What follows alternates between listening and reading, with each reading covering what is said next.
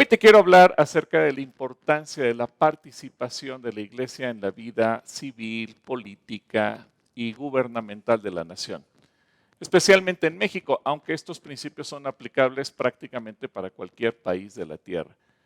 Porque regularmente pensamos que por el hecho de ser cristianos debemos guardar silencio y no hacer nada ni decir nada de lo que ocurre en nuestro país. En temas como vida, familia, aprobación de drogas, y llamar a lo malo bueno y a lo bueno malo. Y muchos cristianos, si bien son sinceros en su fe, no dicen nada ante las atrocidades de nuestras autoridades en contra de la vida, en contra de la familia, porque creen erróneamente que la Biblia lo prohíbe.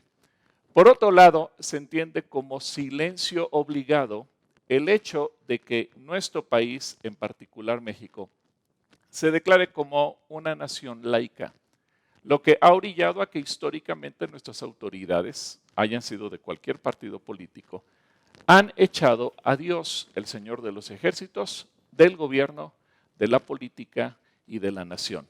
Pero le han dado entrada a todo tipo de deidades, dioses y demonios inclusive, haciendo a un lado el laicismo y disfrazando los cultos religiosos, incluso demoníacos y de ocultismo, como cultura y tradición. Pero la Biblia nos enseña mucho al respecto.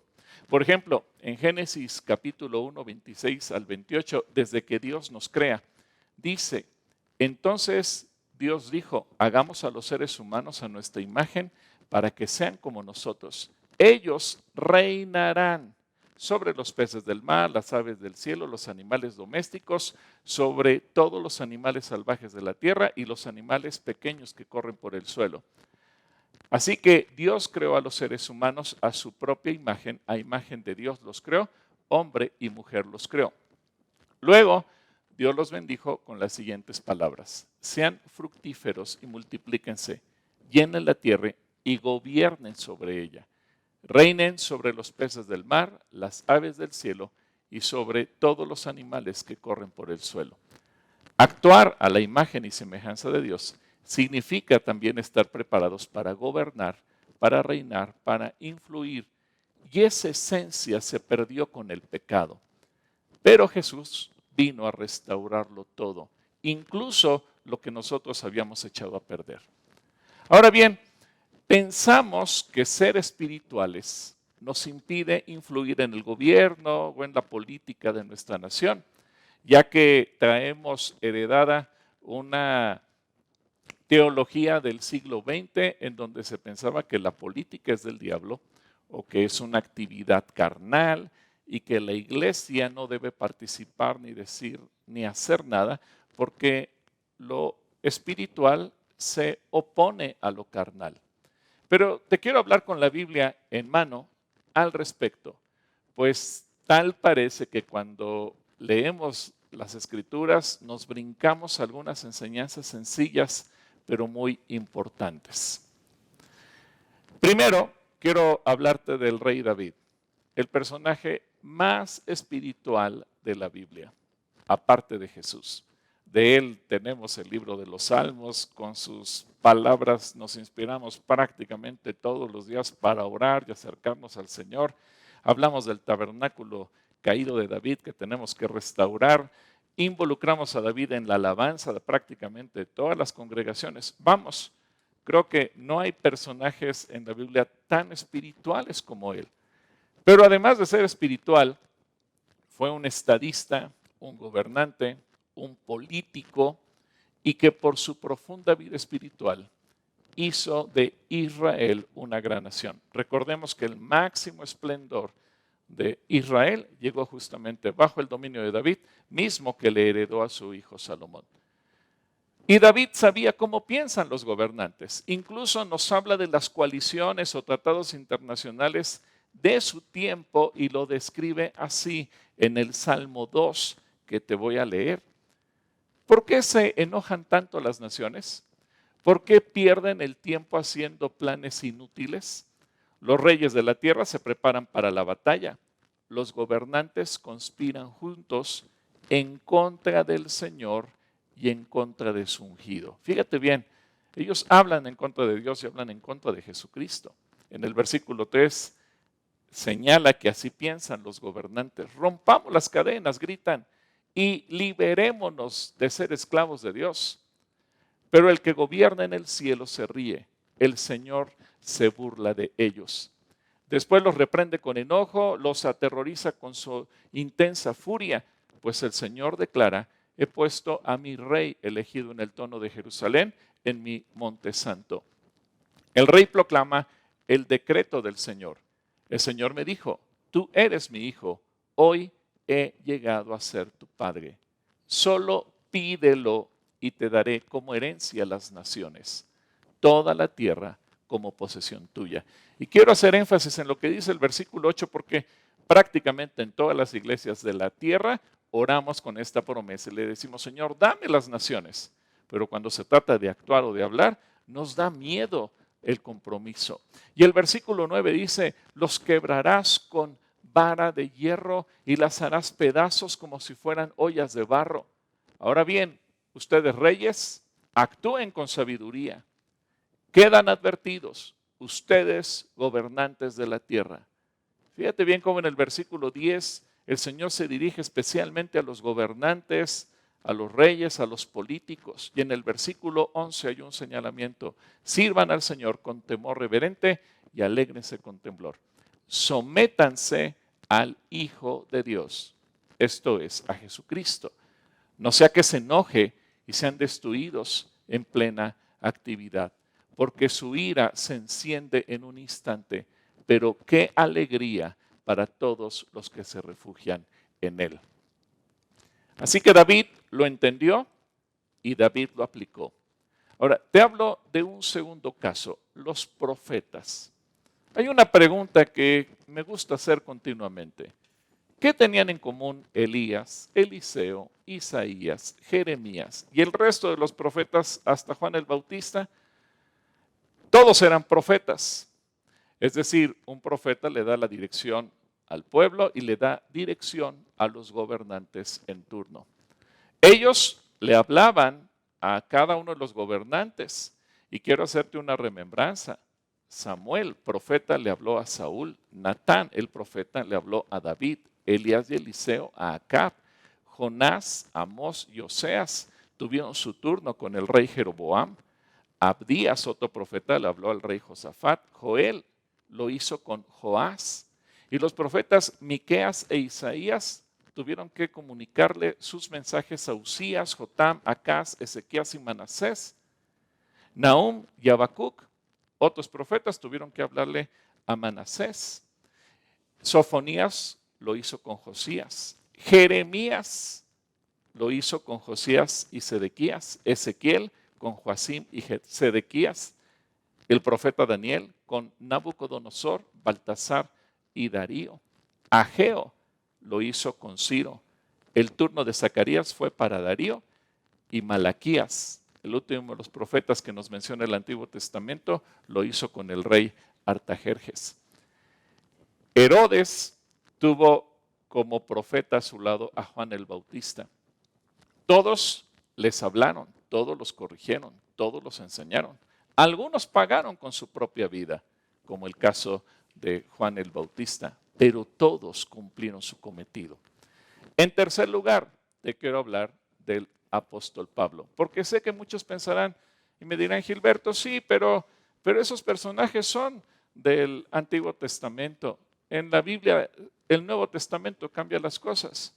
Mira, el mismo apóstol Pablo, de quien aprendemos que debemos sujetarnos a nuestras autoridades civiles en Romanos capítulo 13, y nos explica cuál es su función y que para muchos casos se convierten en servidores de Dios, también nos da ejemplo de cómo debemos cuidar nuestros derechos civiles como ciudadanos. Veamos cómo lo hizo, por ejemplo, en Hechos capítulo 22, del 24 al 29. Dice este relato que el comandante llevó a Pablo adentro y ordenó que lo azotaran con látigos para hacerlo confesar su delito, un delito que él no había cometido. Quería averiguar por qué la multitud se había enfurecido. Cuando atacaron a Pablo para azotarlo, Pablo le preguntó al oficial que estaba ahí: ¿Es legal que azoten a un ciudadano romano que todavía no ha sido juzgado? Cuando el oficial oyó esto, fue al comandante y le preguntó, ¿qué está haciendo? Este hombre es un ciudadano romano. Entonces el comandante se acercó a Pablo y le preguntó, dime, ¿eres ciudadano romano? Sí, por supuesto que lo soy, respondió Pablo. Yo también lo soy, dijo el comandante entre dientes, y me costó mucho dinero.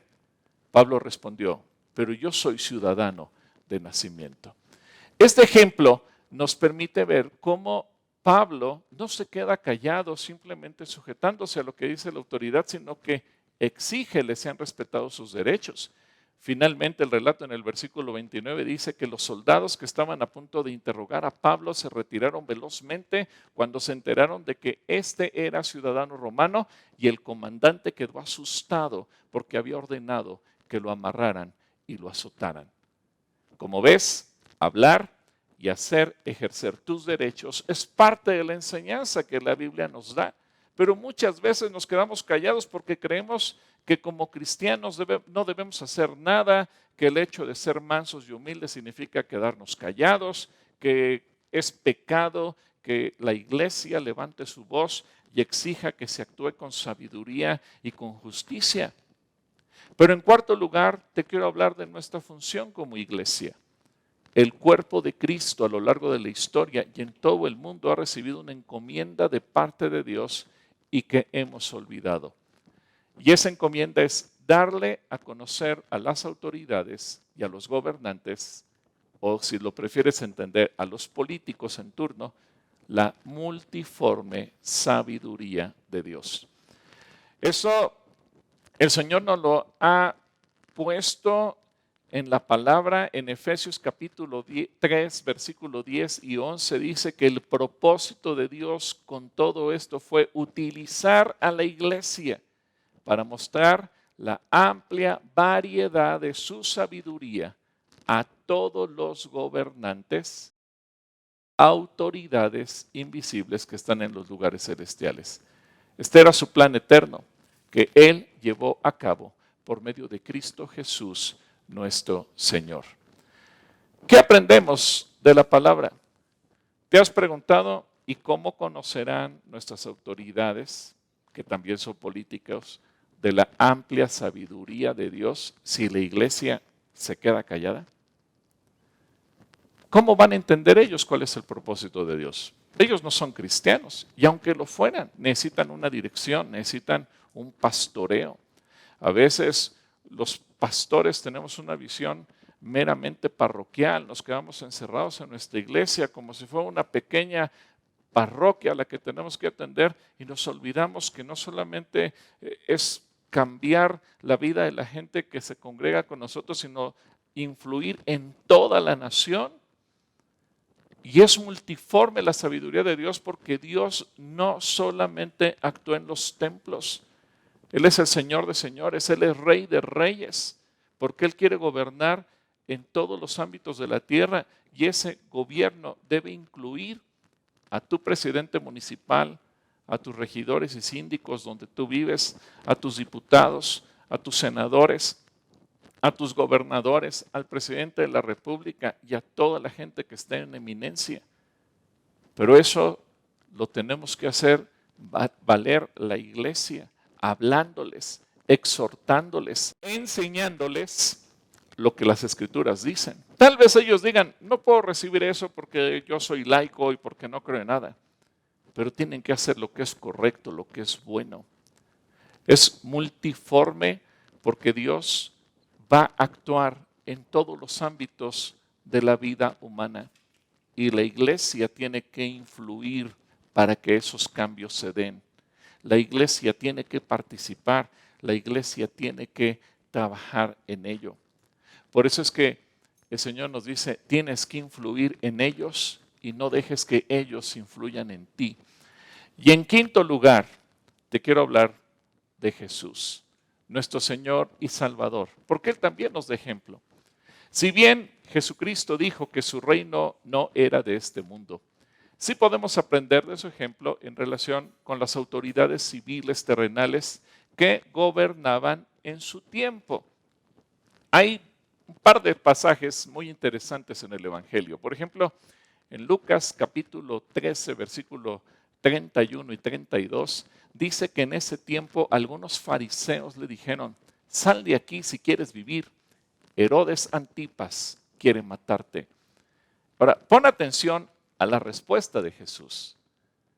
Vayan y díganle a ese zorro que seguiré expulsando demonios y sanando a la gente de hoy y mañana, y al tercer día cumpliré mi propósito.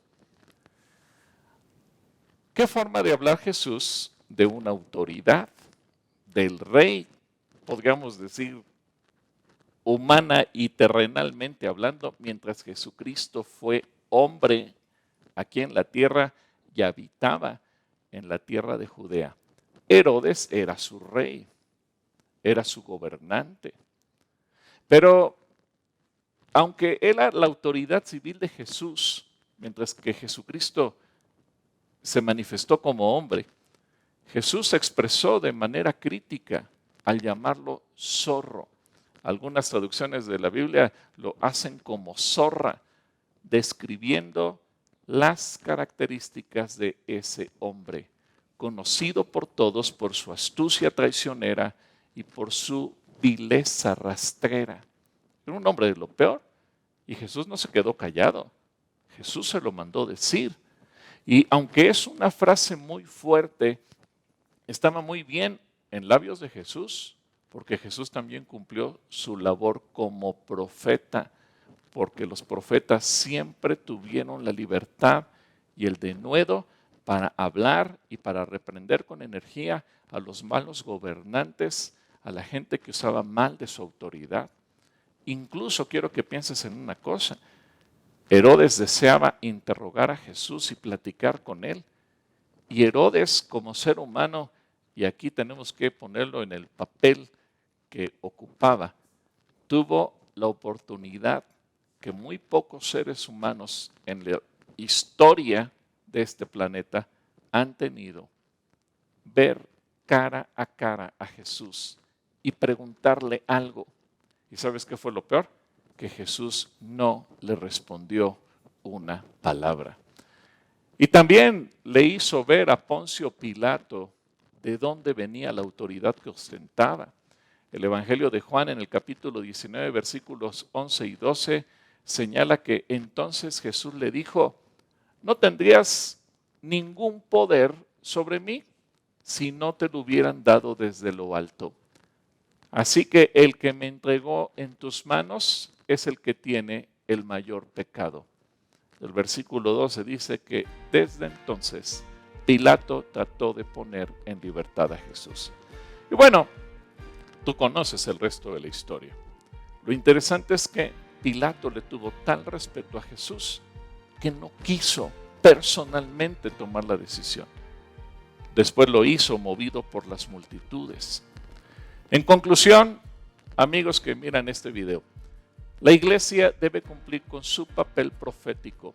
Debemos ser el elemento que, además de orar por las autoridades, como bien lo señala la Escritura, cumplamos con la tarea de guiarles, enseñarles y exigirles que hagan bien las cosas, que propicien leyes en concordancia con la palabra, por el bien de nuestras naciones.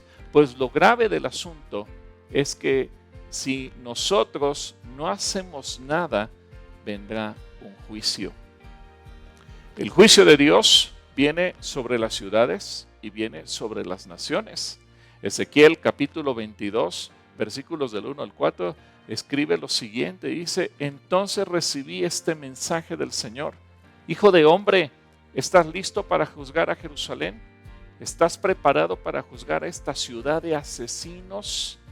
Denuncia públicamente sus pecados detestables y dale este mensaje de parte del Señor soberano: ciudad de asesinos, condenada y maldita, ciudad de ídolos, inmunda y repugnante, eres culpable por la sangre que has derramado, te has contaminado con los ídolos que hiciste, ha llegado el día de tu destrucción, has llegado al fin de tus días, te convertiré en objeto de burla en todos los países.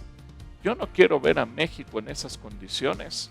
Por eso es que tenemos que frenar y que no nos convirtamos en una nación de asesinos porque legalicemos crímenes.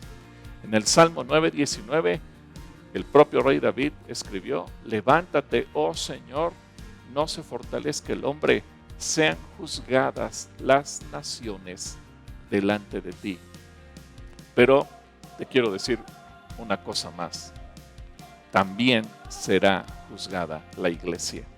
Si la iglesia no hace su parte, si la iglesia no trabaja, si convive con el pecado, si se vuelve cómplice con su silencio, si se esconde en lugar de ser luz, si se niega a predicar el mensaje, si no defiende sus convicciones, si es indolente, si negocia con el enemigo, si cambia la verdad del evangelio, si permite que se legalice el pecado, entonces vendrá el juicio.